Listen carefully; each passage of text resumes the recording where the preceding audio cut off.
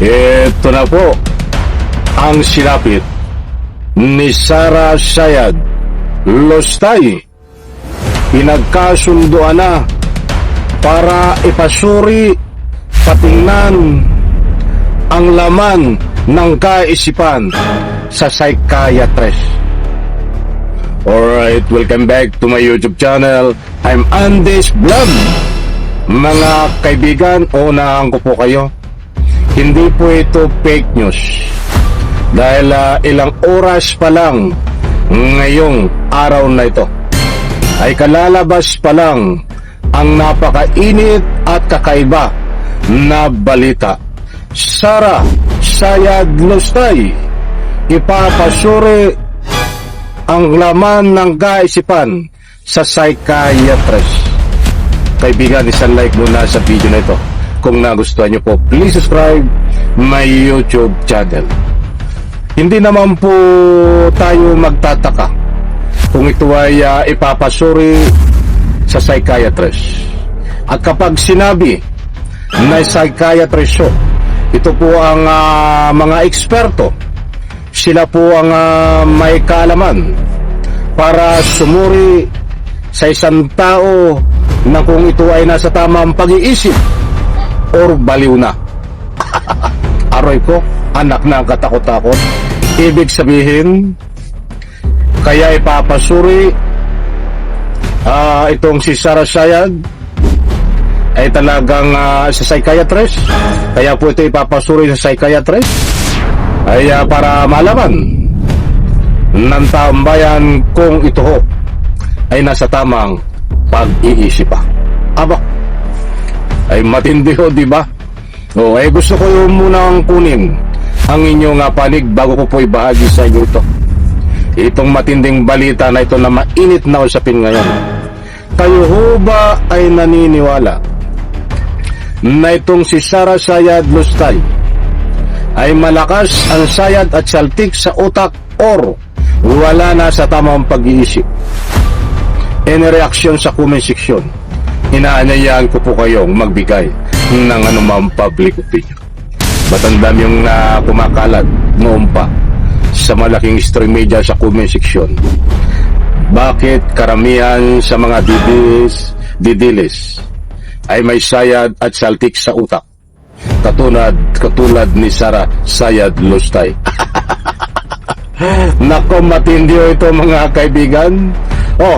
Ipaplas ko po diyan sa screen. Ito po ang resibo. Hindi po ito fake news. Babasahin ko po. Nandiyan naka-flash sa screen. Buhat sa Abante News Online, marami na rin po ang nagabalita nito na sa kanilang mga channel na malalaking stream media. Dahil ito po ay ilang oras pa lang ang nakakaraan, may nitinit pang balita.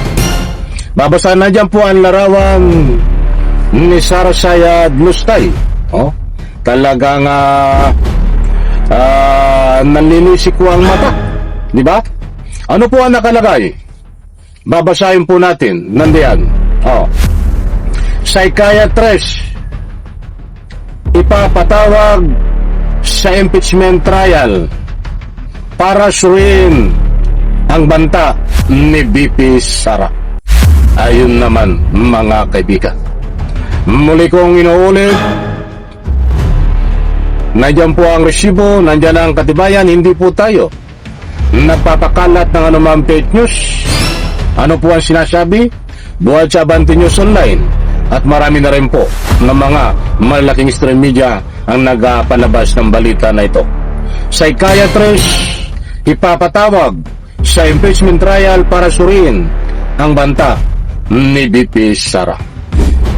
Tatapusin po natin kung ano po ang sinasabi dito. Pagkatapos po nito ay magbabahagi po ako sa inyo ng anumang public opinion tungkol dito, upang malaman kung seryoso o hindi si Vice President Sara Duterte sa kanyang mga banta.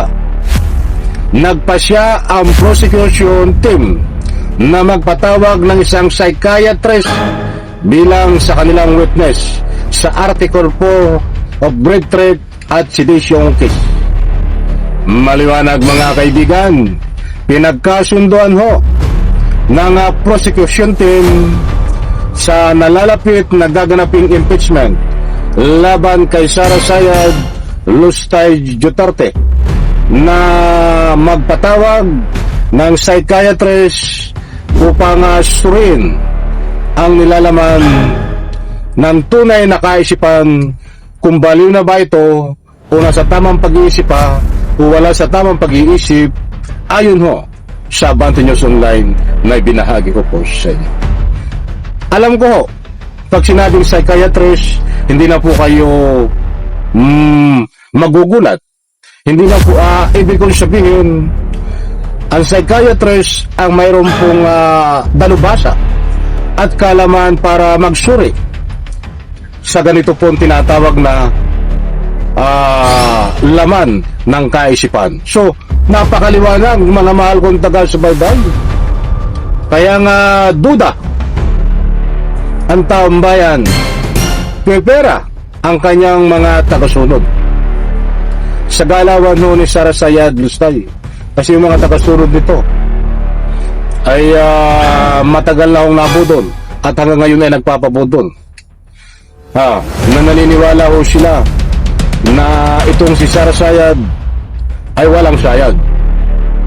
Ba't ito dati ay usapan lamang na napakarami ang nagtatalo-talo kahit ang mga DDS na mga taga-suporta ho nito at siyempre ang mga BBM supporter ay lumalabas siya ang salitang ito ay may sayad at saltik sa utak si Sara Sayad Lustay na bahagi ho ng pinagtatalunan. Ngayon ho, mayroon na pong namagitan dahil bumuo ho ang prosecution team sa nalalapit na gaganapin na impeachment na para sa ika nga po'y kapanipaniwala na ay nagpatawag na ho at nakahanda na ho ang psychiatrist para sumuri kung ito ba ay may sayad talaga at siyempre para matuldo ka na itong tinatawag na wala sa tamang pag-iisip si Sara Sayad Lustay Duterte na may kaugnayan ho dito sa impeachment para masuri din ang kanyang mga sinasabi na pagbabanta laban ho sa ating mahal na Pangulo ng Pilipinas. Abangan po natin abang-abang. Importanteng mahalaga ho na malaman nyo ito. Importanteng mahalaga na mapanood nyo po ang resulta at malaman ang resulta kapag nagkaroon po ng pagsusuri sa aktual na pagsusuri kung ano ang magiging resulta ng psychiatrist. Sasabihin ba ng psychiatrist na ang resulta ay wala sa tamang pag-iisip ito o talagang may sayad na o kailangan dalhin sa pagamutan? Abay saan yun? Sa Mandaluyong ano? O sasabihin ba ng psychiatrist na ito ay walang sakit sa isip? O sasabihin ba ng psychiatrist na ito ay nasa tama pang pag-iisip? O sasabihin ba ng psychiatrist na talagang wala na sa tamang pag-iisip ito? Meaning, baliw na. Mga kaibigan, ang makakasagot lang po niyan ay ang mga dalubhasa na psychiatrist. Kaya't abangan po natin kapag ito ay sinuri ng psychiatrist. Kaibigan, isang like, isang share sa video na ito. Salamat po.